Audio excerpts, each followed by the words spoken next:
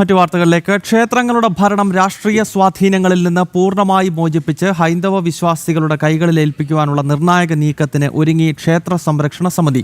നിയമനിർമ്മാണം ഉൾപ്പെടെ നിരവധി കടമ്പകൾ മുന്നിലുണ്ടെങ്കിലും അതിനാവശ്യമായ കരട് രേഖകൾ ഇതിനോടകം തയ്യാറാക്കിയതായി ക്ഷേത്ര സംരക്ഷണ സമിതിയുടെ സംസ്ഥാന അധ്യക്ഷൻ മുല്ലപ്പള്ളി കൃഷ്ണൻ അറിയിച്ചു. സംഘടനയുടെ 60ാമത് സംസ്ഥാന സമ്മേളനത്തിന്റെ പ്രധാന അജണ്ടയായി ഈ വിഷയം ഉയർത്തിക്കാട്ടുമെന്നും അദ്ദേഹം പറഞ്ഞു. ക്ഷേത്ര സംരക്ഷണ സമിതിയുടെ 60ാം സംസ്ഥാന സമ്മേളനത്തോടനുബന്ധിച്ച് മുന്നോട്ട് വെക്കുന്ന ഒരു വലിയ ആശയമുണ്ട്. ക്ഷേത്രങ്ങൾ സ്വതന്ത്രമാകണം, അത് ഭക്തജനങ്ങൾക്ക് വിട്ടുകൊടുക്കുക എന്നുള്ളത്. എന്തുകൊണ്ടാണ് ഇത്തവണ അങ്ങനെ ഒരു ആശയം മുന്നോട്ട് വയ്ക്കാൻ? ഈ തവണ പ്രത്യേകിച്ച് വർഷങ്ങളായിട്ട് കേരളത്തിലെ സർക്കാർ ദേവസ്വം ബോർഡിൻ്റെ നേതൃത്വത്തിലുള്ള ക്ഷേത്രഭരണം ക്ഷേത്ര ആചാരങ്ങൾ സംരക്ഷിക്കുന്ന ആചാരവിരുദ്ധമാണ്, ക്ഷേത്രങ്ങളെ സ്വത്തുകൾ സംരക്ഷിക്കപ്പെടുന്നില്ല എന്ന് ഹിന്ദു സംഘടനകളും ക്ഷേത്ര സംരക്ഷണ സമിതിയും വർഷങ്ങളായി ആവശ്യപ്പെടുന്നതാണ്.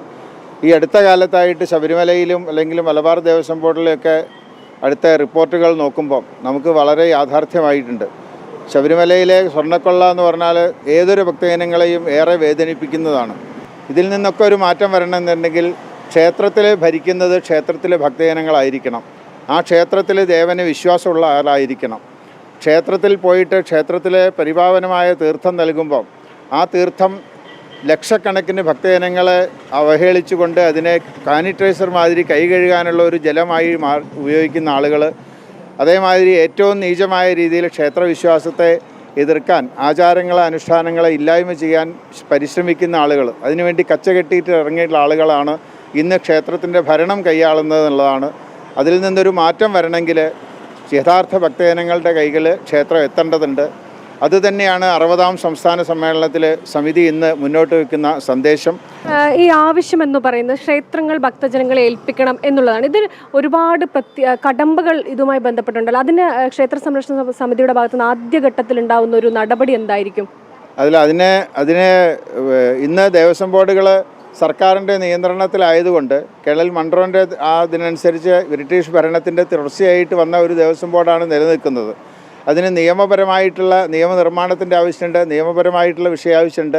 ഈ ആവശ്യം വെട്ടുകൊണ്ട് സുപ്രീം കോടതിയിൽ ബഹുമാനപ്പെട്ട കോടതിയിലൊക്കെ കേസ് നിലവിൽ നിൽക്കുന്നുണ്ട്. അപ്പോൾ നിയമപരമായ പുതിയ നിയമനിർമ്മാണത്തിൻ്റെ ആവശ്യമുണ്ട്. ഇത് ഏത് രീതിയിൽ ഓരോരോ ഗ്രാമങ്ങളിലും സാർത്ഥകമാക്കണം എന്നുള്ളതിൻ്റെ പദ്ധതികളാണ് ഞങ്ങൾ രൂപീകരിക്കുന്നത്. അതിനൊക്കെ ഏകദേശം കരട് രൂപമായിട്ടുണ്ട്. അതിന് സമ്മേളനം കഴിഞ്ഞിട്ട് അതിനെക്കുറിച്ച് ചർച്ച ചെയ്തിട്ട് ഞങ്ങൾ അടുത്ത ആ വിഷയങ്ങൾ പ്രഖ്യാപിക്കുന്നതാണ്. അതുതന്നെയാണ് ഏറ്റവും പ്രധാനപ്പെട്ട കാര്യം. വിശ്വാസികളെ സംബന്ധിച്ച് അവർ എക്കാലവും മുന്നോട്ട് വെക്കുന്ന ഒരു ആവശ്യമായിരുന്നു ക്ഷേത്രങ്ങളുടെ ഭരണം അത് വിശ്വാസികൾക്ക് വിട്ടു നൽകുക എന്നുള്ളതാണ്. അതിനുവേണ്ടി ഏറ്റവും ബൃഹത്തായ ഒരു ചുവടുവെപ്പുമായിട്ടാണ് ഇപ്പോൾ ക്ഷേത്ര സംരക്ഷണ സമിതി മുന്നിട്ടിറങ്ങുന്നത്. ക്യാമറമാൻ ശശികുമാർ പടന്നക്കാടിനൊപ്പം അനഘ ഹർഷൻ, ജനം.